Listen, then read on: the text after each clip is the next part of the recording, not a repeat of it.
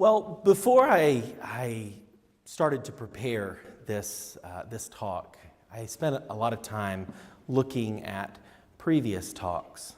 You know, I didn't really prepare the specifics of what I was going to say until yesterday and today. But it didn't mean I didn't spend a lot of time thinking about what I wanted to say and looking at what other people had said. And I usually that approach is pretty good. You know, there's actually some research that shows that people who wait till the last minute to finish a project are more successful than people who finish the project very early. But the key is you have to start the project early, right? So if you start the project and work and work and work and then finish at the end at the last minute, that's a good sign. But if you start really early and finish really early, that's not good. And if you start at the last minute, then that's obviously not good. So maybe this won't be so bad. But that said, as I was watching these speakers and thinking about a last lecture and the sort of thing you would expect to hear in a last lecture, I became more and more baffled that anybody would want to come listen to me do this. Because I have just as many questions about the world and about what's going on in the world as I'm sure anybody else in this room.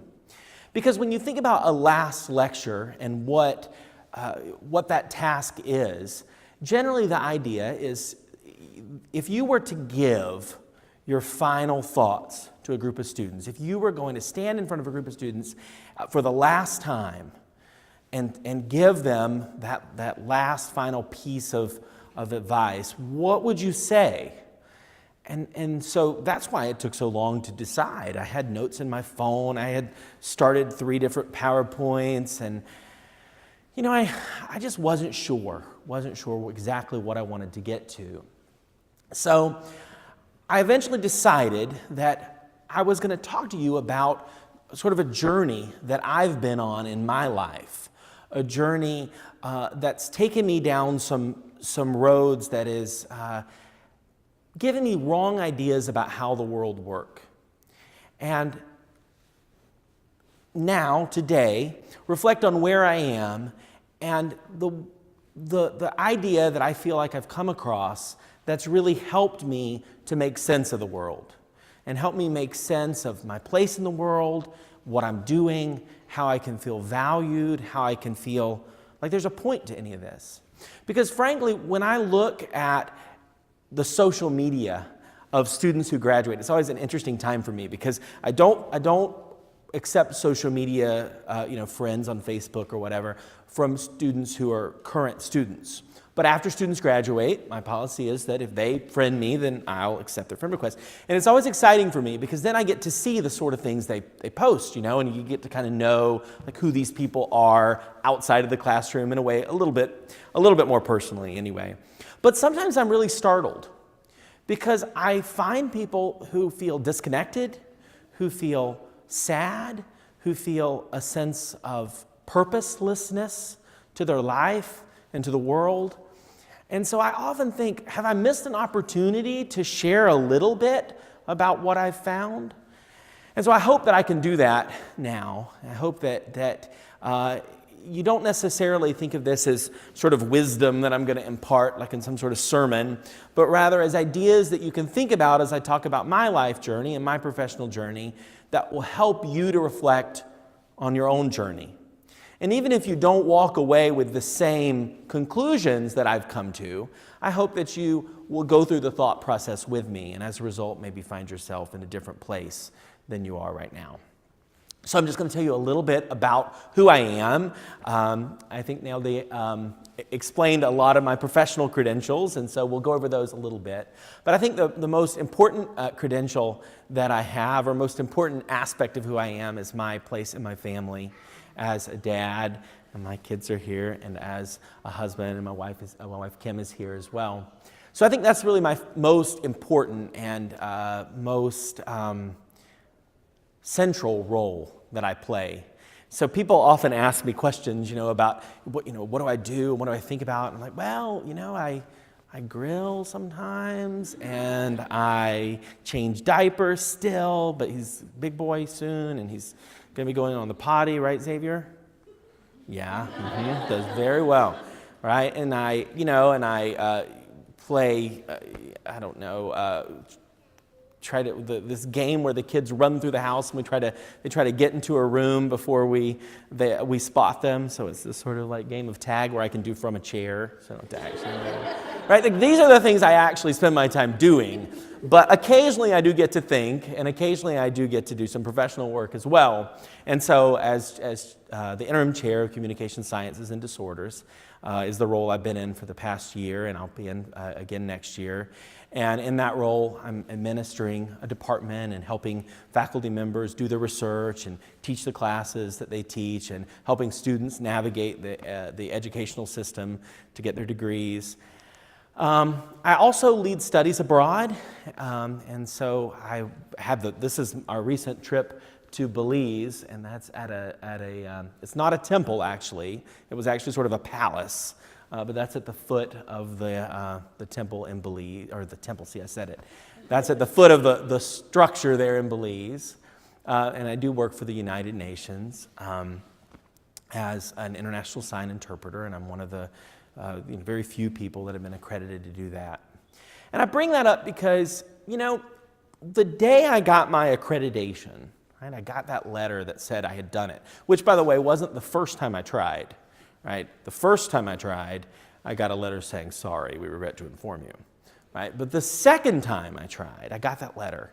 And I remember thinking how happy I would have been to know as a 14-year-old kid that this had happened. Because as a 14-year-old kid, I had started, being involved with people who were deaf, and I had started thinking about interpreting, and I knew that there was this thing called International Sign, and they did it at the United Nations, and I thought it was so cool, and everything about that was just so cool. And I got it, and I was happy. I was very happy for a little bit, right?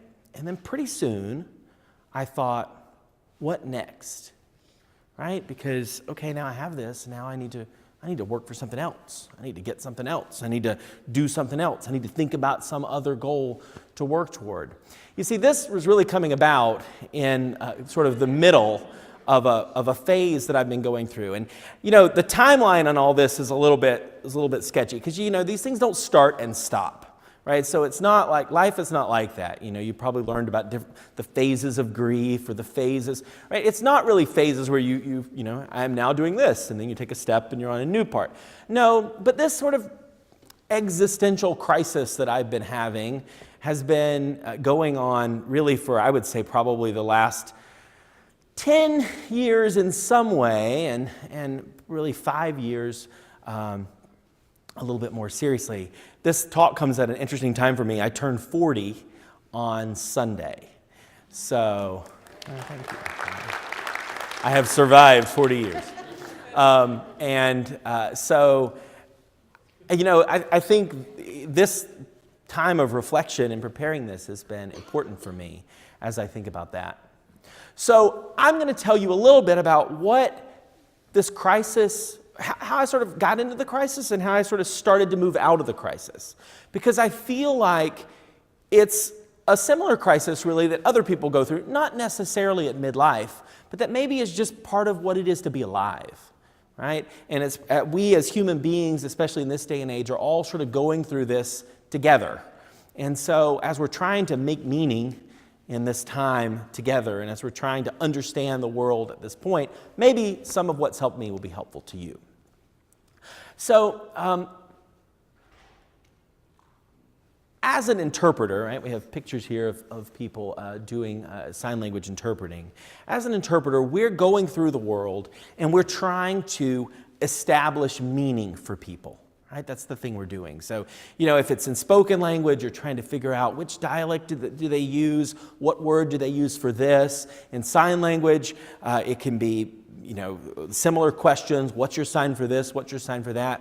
What do I need to do in order for this to make sense for you? And so that's really the crisis I sort of found myself in, is that over time, my world didn't make any sense. And I got to a place where the world didn't make sense to me. So this is the sort of idea that I've come to that I think has helped me to move from a place of isolation and a place of not understanding to a place where I think I see the light at the end of the tunnel. So I'll let you read that for yourselves.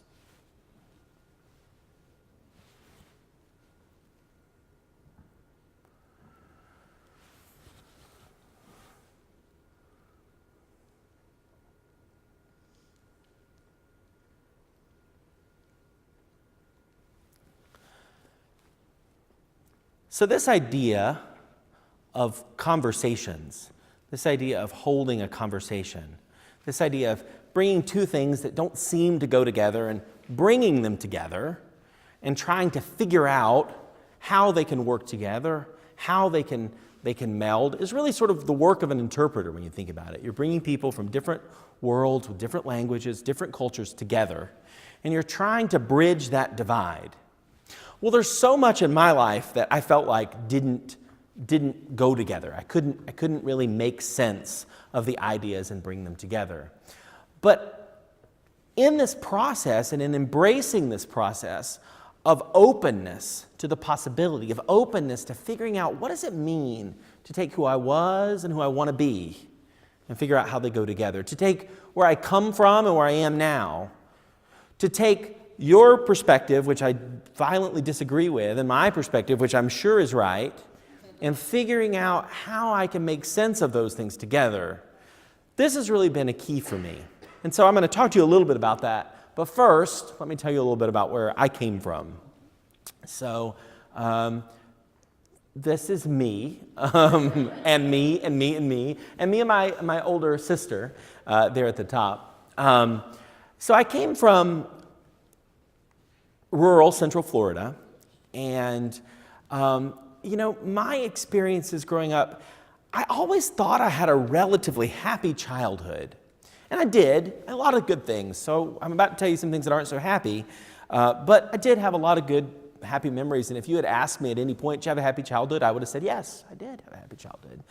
But now as an adult, having kids of my own, I look back and I think, oh my goodness, there's so much about my childhood that would be terrible if my children were going through it.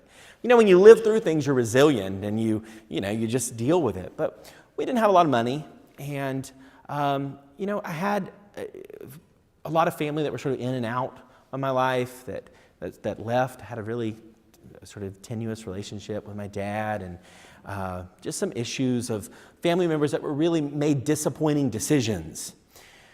And so as a result, that left me feeling, now I know as an adult, having trouble with attachments to people, because I had this experiences of people letting me down in a lot of ways, and people coming in and then going away and leaving me unsure if I could trust people. That, coupled with the fact that, as you can see, I was not, so this picture in the middle, I think, is me sort of to a T. When I think about, that's, how you hear a voice in your head and you think of a person in your head? That's who I still think of, I think, in a way. It's this little kid. He was not the son his dad expected, that's for sure. He struggled to fit in at school. For some reasons that were positive, he was very sweet, very nice, didn't want to hurt anybody's feelings, very smart, but also just weird, really weird. Had interests that, nobody else had, talked about things that nobody else talked about, certainly was not the most masculine of boys when it came time for middle school. So he didn't fit in really with anybody, or with very few people. So this is me graduating. I don't know why I cut the cloth off of a sofa and put it on myself to wear as a shirt. I'm assuming that might have been the style, but my wife said that that wasn't the style then either. I don't know. I don't know. But this is me graduating high school. By then, I had figured some things out. I had figured out how to make friends with people, or at least how to have relationships with people where I can get along with people pretty well. I have to say, it's still a skill I think I've got down pretty well. I can usually get along with people. I had started to have a purpose in life, and I'll share what that purpose was and how I came to it, and a sense of understanding of exactly how things worked in the world and where things were going in the world. So this was sort of my growth over my teenage years. So these early questions that I had, the things I wondered about, was whether or not anybody really liked me. Because, my mom, I don't want you to think my mom was some sort of terrible mother. My mom told me she loved me every day, and, she did a lot of things right. But, there's only so much a mom can do. I wondered what it means to be successful. What is it at the end? And I told you I was a strange kid, even pretty young. I was thinking, what is at the end of this whole life when I finish? What's gonna be like a success story? What's gonna make me look back and smile and say that was a good life? That was the life I was supposed to live. And then finally, is there any point to any of this? And like I said, by the time I was a senior in high school, I had figured out and I had answers to a lot of these things, and they were very, very sure answers. So the first answer came from this church, which is Turkey Creek First Baptist Church, and it was the church that my family moved next door to. My family wasn't particularly religious, but we moved next door to this church, and I went in head over heels. I remember by the time I was in high school, I was at church on Sunday morning. I would go there. Sometimes I would go there early because this is like I said, late middle school, early high school, because I had a key. Because then I was responsible for getting certain things ready and turning lights on. So I would get there early, then we'd have Sunday school and church. Then I would go home for a bit. Then we'd come back. At 5 o'clock we had discipleship training. And then 6 o'clock we had services. Sometimes we had other practices. I was also involved in a clown troupe, a puppeteer group. Did a lot of interesting things growing up. I went to clown college, but that's another story. I did, really. And then, Monday night we had fish fries. Tuesday night visitation. Wednesday night we had church. Thursday night you could stay home. We weren't crazy. Friday night we usually had youth activities, as well as often on Saturdays. So it was not uncommon for me to be at church 6 days in a week. That was pretty normal, really. So this place did a lot of great things for me, right? I kind of make some jokes, and you'll see that I have some problems with some of what happened as a result of my time there. But I don't want to disparage this place, because if you walk away thinking that I think this place is a bad place, that's not true, right? This place gave me stability like I never had. People who cared about me really, because of nothing other than me. They really just cared about me. Adults who took an interest, who took me fishing. I didn't really like to fish, but again, they had conceptions about what men were supposed to do.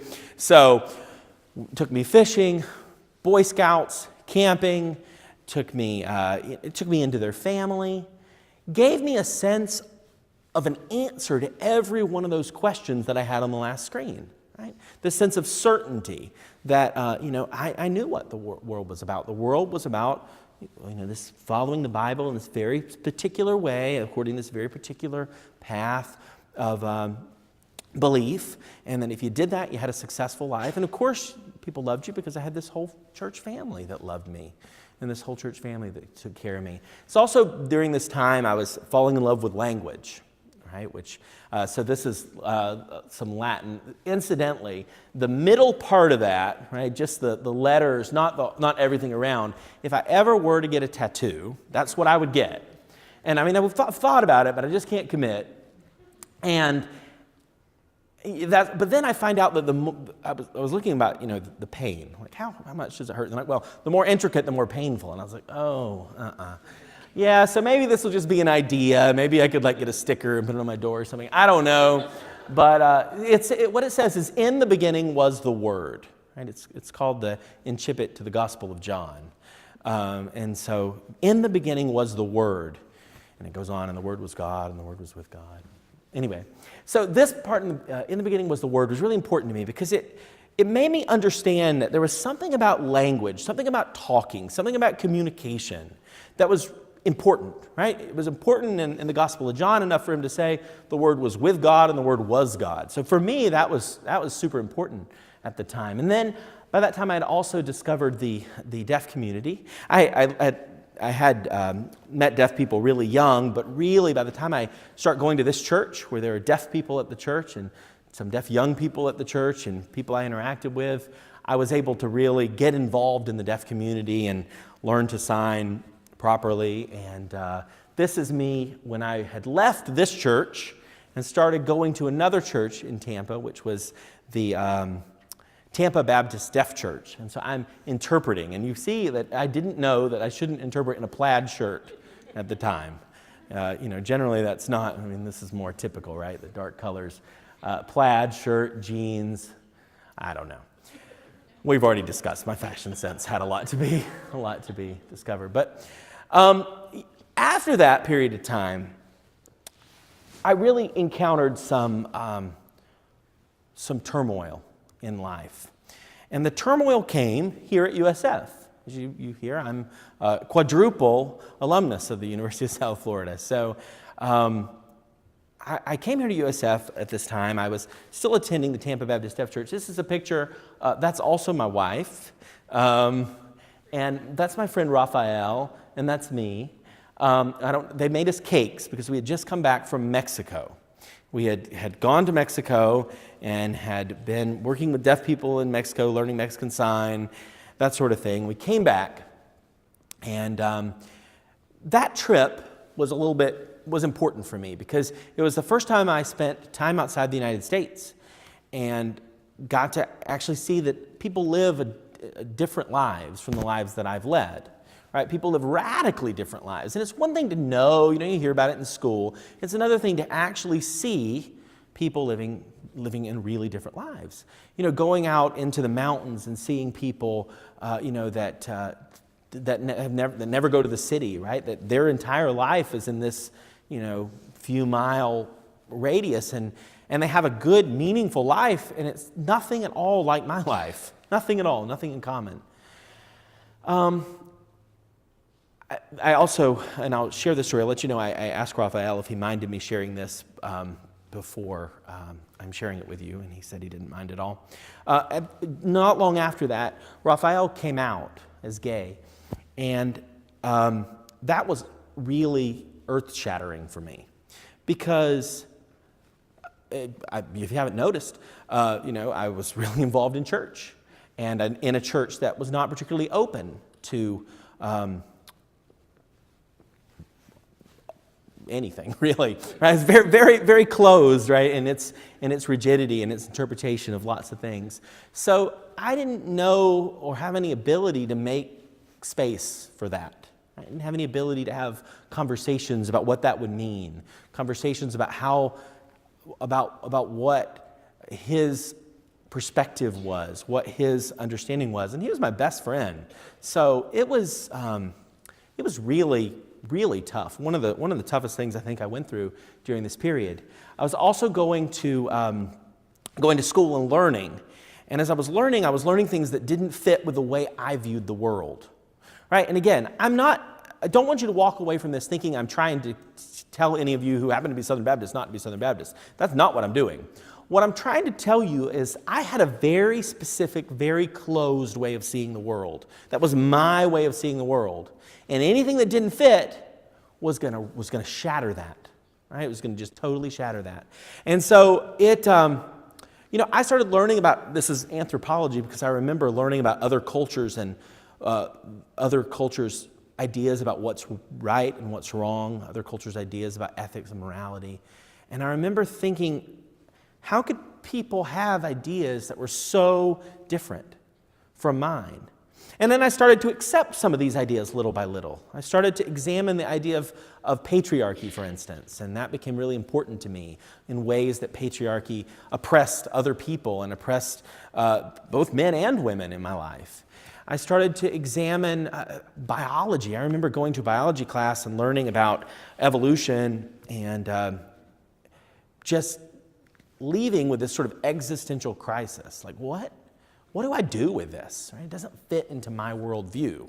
So I either need to reject it all or accept it and totally change, who I was and change my worldview.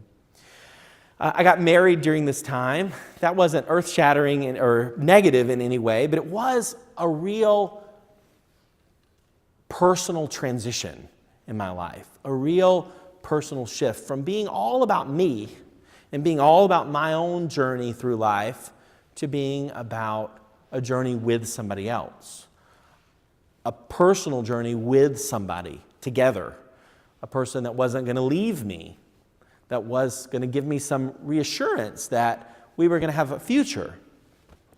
And so this challenged my insecurity. It challenged my idea, my question about what I understood about my place in the world, and it challenged my that doubt that maybe somebody could really care about me, maybe somebody could really love me for me, even outside of my own sort of religious tradition and very, very close-fisted worldview. So, as a result of the end of this, I didn't know what to think about anything, right? I became a very confused person, right, in a lot of ways. Didn't know how to make any meaning because my meaning all came from one particular way of viewing the world, one particular way of seeing how the world had to be. It didn't come from conversations with other people. It didn't come from openness. I remember I had a close friend in high school, and we were close. I cared about her very much. I didn't wish her harm. I didn't want to hurt her feelings, but I was convinced that I needed to be honest about things. And so she asked me one day, she was from India and not a Christian, and she asked me one day what would happen if she died. And so I tried to not say anything, and then eventually I just told her what I thought, right? Which obviously was not positive, right, about what would happen to her. So that was the sort of rigidity that I used to have to my own questioning. What do I even think about God? Is God real? What do I think about truth? What do I think about making purpose? If I reject the way that I saw the world, the old way of seeing the world, the old things I held on to, if I get rid of those things, which I seem to have to get rid of, because everything in the world is challenging my beliefs, I have to let those all go. And if I do let all those things go, well, then nothing makes any sense anymore to me. I don't know why I'm here. I don't know what's right and what's wrong. I don't know how I'm supposed to move forward. I don't know the answer to any of those questions. And so, again, I'm presenting this like it's some sort of, like this happened, then this happened, then this happened. But the truth is, this is all sort of mixed around, right? This is happening in life with different things coming up and going and questions and, maybe I believe this, maybe I don't. Maybe I'll go this way, maybe I won't, right? So that's the reality of it. But I look back now and I see it as this sort of process which led to this period of real confusion and really not knowing how to interpret anything anymore. That's when I started really taking a look at other people who had questioned ideas in the world, other people who had questioned how to make sense out of the world. So this guy, I would say it would be difficult to underestimate the amount that I owe what I think today about language. I wrote my dissertation about this guy. What I think today about making meaning, and what I think today really just about how I live my life. I would have to attribute a lot of it to this guy. He died, I want to say 2002, so it was not that long ago. But he's a philosopher of language and from Germany. And here are some of the things that he said. He said, the essence of the question is the opening up, the keeping open of possibilities. Well, I didn't have that as an option, right? My life, it was this or nothing. It was either everything handed to me in one book, right, or everything handed to me in this one simple package that I knew everything about and was certain about, or it was nothing. I had no openness. I had no interest in entertaining questions or possibilities.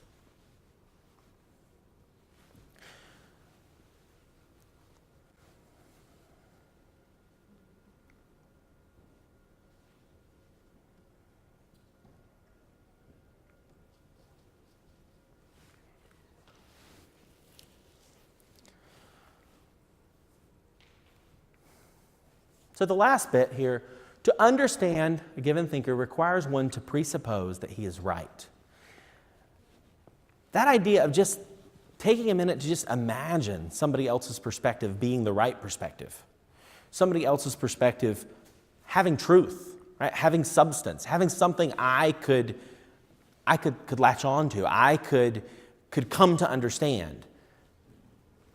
You know, I didn't have that when I was in my more rigid view of the world. And then I went to a different view of the world where I was also totally closed off to really thinking there was any possibility, to this idea that maybe there was something I could learn from other people. And maybe I had to think about that and be open to that. And then I just threw this quote in because it's one of my favorites. Right? Nothing exists except through language. What Gadamer means by that is that anything you think about through the language that you have. Right? You think about through the ways that you label things, through the things you call things, the words you use, the agreed upon meanings that you have. And you can't do that on your own, by the way, right? You don't have a language by yourself. Language is a collective experience. It's a group of people coming together to figure out what to call things, to figure out how we're going to use that language to do something together. So on this journey, I feel like these are the movements that I made. I feel like first, personally, as far as my relationships, I went to having absolutely no identity as a child, right? Having no ability to stand up for myself, being so concerned that nobody would like me, that I just said whatever they wanted me to say, that I just became whoever they wanted, to having this very rigid, very closed off possibility. This very closed off, I know everything, I am the center of everything, to the possibility that maybe my identity was not just supposed to be about me. Maybe it was a shared identity. Maybe it's an identity that's supposed to be about other people. I moved this understanding of success, right? This question that I had, what is success? You know, originally it was the outside world telling me, right? It was, you know, for me it happened to be a church, right? The success is you do this, and then you do this, and then that's exactly what God wants. You'll be successful that way. And then I had to reject all that. So when I did, I reject that.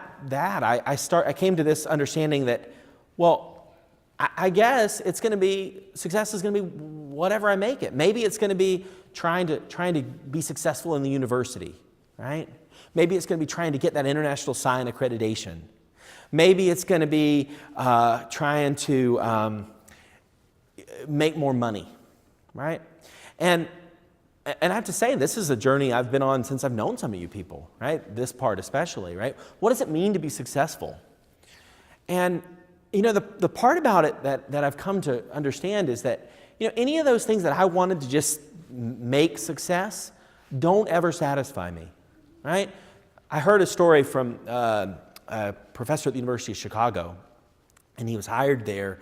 And when he was hired there, he was hired from a smaller university, and the University of Chicago is a really good university, really prestigious AU university. And so somebody asked him, they said, now you're a senior tenured professor at a prestigious university. Do you feel like you've made it? He said, you know, I did for about 2 months. And then about 2 months in, I started looking around and saying, you know, there are 3 people in my department who have Nobel Prizes. I should get a Nobel Prize. And, you know, then he said, he asked one of the people who had a Nobel Prize, once you get the Nobel Prize, right, then you've made it, right? And you know what the person said? The person said, you know what's funny? I got a Nobel Prize, and I was so happy, and I felt like I'd made it for a little while. And then I heard there are people who have 2. Now, that's how, if success is based on this, that's how it works, right? There's always somebody richer. There's always somebody more important. There's always somebody smarter, with more awards, with more. It will always be the case. And so if your idea of success is this, you know, I'm going to pick something and I'm going to get it, then that idea of success is not going to bring you anywhere. Instead, it has to be in that collective. It has to be negotiated through relationships with people. And then finally, meaning. You know, at first, meaning for me was just tradition. It was something given to me, handed to me, and I took it and I said, thank goodness, somebody's given me a reason to live, and I'm just going to go with this reason that they gave me. And then when I rejected that, then I didn't have any reason. That's what nihilism is, right? I had no reason. I don't know why I'm here. I don't know what purpose I have. And I see this, again, I see this on a lot of people's social media. And then finally now, I feel like I've gotten to this point where meaning isn't something that just comes to you from tradition, handed to you ready-made, that you don't get to critique or think about. But also, that doesn't mean there is no meaning. Meaning instead is something that we have to create together, just like we create language. We have to do it in communities. And sure, I had a community that I came from, a community that was a little too rigid, a community that gave me that tradition in a way that didn't give me really the opportunity to think and critique. But that community now is reforming for me. A community of people that I choose to have relationships with, that I choose to have in my life, that together is establishing meaning. So now I'm coming to new understandings, right? So you see here some pictures. So my kids on Easter, still in church, notice. I still go to church. Different church, but still go to church. That's my sister again making an appearance, my wife and my sister's husband, Angelo. We're gone fishing. I don't mind fishing so much now, although truth be told, I lay in the boat more and just drink. But anyway, and then that's me, and that's me a little while ago. I was a little thinner then. And I'm giving a lecture, but not just because I want to move up, right? Not just because I want somebody to see me, but because it's something that I want to do in a community of people together. So, again, another quote from Gadamer, right? In fact, history doesn't belong to us, we belong to it. I couldn't reject everybody else. I couldn't live on my own with no purpose, no meaning. I had to accept that I belong to a community, I belong to a history, I belong to a people together to get answers to these questions. So, again, my advice was you need to be holding conversations. I see these people who post on their social media that they don't feel like there's any meaning in the world, they don't know why they're there, and I get it. Some of it's dark humor, I know. I have a pretty dark sense of humor too, so I'm always worried that that's going to get me in trouble with HR, that one day somebody's going to be like, he said, no, that was a joke. But behind that humor, there's some seriousness, right? There's this angst that I see in the world. There's this refusal to listen, either because there are people that are stuck in their way, and like I was, and I knew the answer to everything, and it has to be that way, or there were people who had given up on any answer, had given up on finding any meaning, any purpose, any sense of success, any sense of shared relationship. But they're stuck in either one of those ways.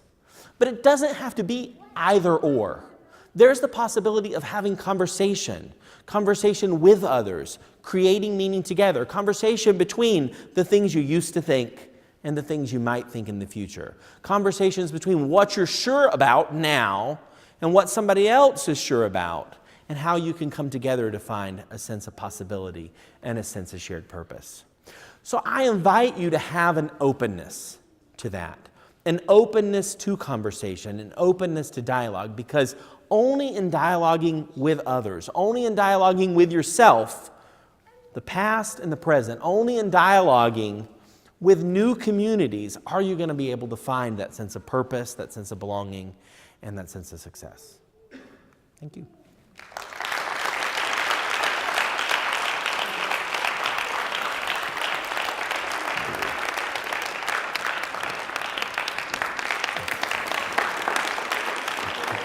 Thank you.